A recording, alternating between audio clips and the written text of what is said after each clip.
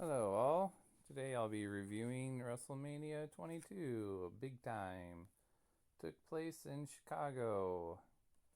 Main event was John Cena versus Triple H for the WWE Championship. World Tag World Heavyweight match was a triple threat: Kurt Angle versus Rey Mysterio versus Randy Orton. This should have definitely been the main event of the night. That match was way better than the Cena and Triple H match. Uh, Crowd was turning on Cena at that match, even though he did end up winning it. It wasn't a very good match. But the Mysterio triple threat match was kind of weird because he beat Orton, not Angle, so that was also bad booking, I felt. He should have beat Angle.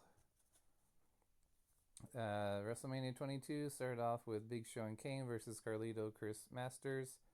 That match was pretty decent.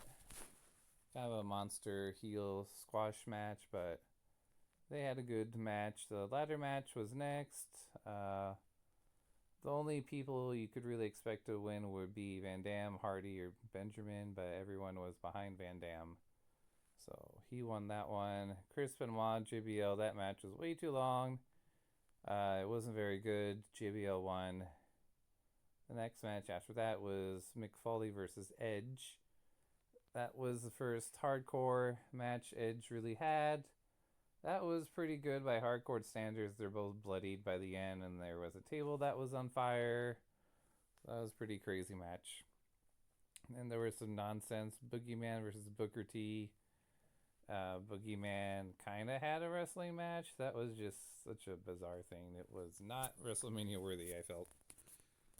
Trish Stratus, Mickey James match was alright. Mickey James was like a stalker at that time, her character, and crowd was behind her, and she won the match. So it wasn't too bad. It was just kind of weird because Mickey James' pants kept going up her butt the whole time. So, and then we had the casket match: Undertaker versus Mark Henry. Mark Henry's music was garbage that time. It wasn't the break his neck music yet, but I kind of felt Mark Henry should have beat Taker that time. Felt like the time was right. We had Shawn Michaels versus Vince McMahon. Talking about God and stuff, getting involved. But yeah, that was a beat up Vince match, which we already had before with Hulk Hogan. So I think the Hulk Hogan versus Vince McMahon match was better just because that's the first time we got to see legendary character face off against Vince in the WrestleMania time frame. But yeah, it was good for the hardcore match it was. The Playboy pillow fight was absolute crap. So just putting some nonsense before the main event to kind of change the mood. Overall, I would say it was 5 out of 10. Uh, the main event wasn't that great. Triple threat match was way better. The hardcore match was good, and the opening match was good. Money in the Bank was good. So I'd say, what was that? One, two, three, four, five matches. There's about 10 on there, so about half the matches were pretty good.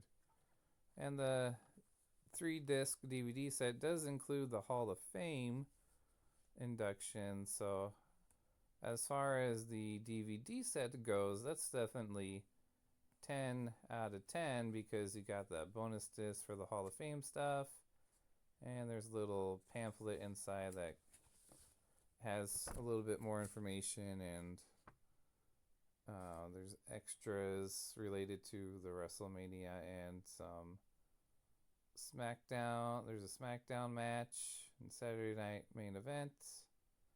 So the bonus features are definitely cool if you get the DVD. So yeah, definitely DVD set is worth it for the bonus features, Hall of Fame stuff.